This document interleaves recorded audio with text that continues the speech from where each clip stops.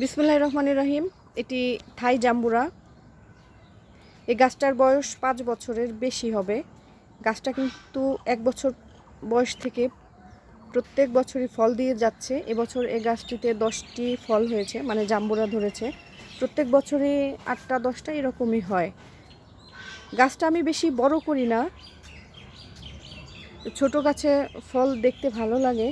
আর এ গাছের ফলন একটু কম হতে পারে, কারণ হচ্ছে আমি আসলে গুটি কলম করি, তো জাম্বুরা গাছেরও গুটি কলম করি, যার জন্য ফলের সংখ্যাটা কম।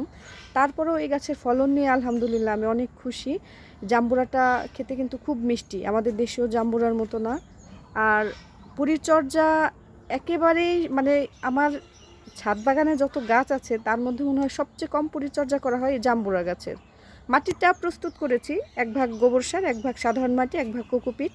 আর স্প্রে মনে হয় 1 বছর একবারও দেওয়া হয় না। তারপরেও আলহামদুলিল্লাহ বছরের পর বছর আমাকে যে ফল দিয়ে যাচ্ছে, আমি তো অনেক খুশি। আল্লাহ হাফেজ।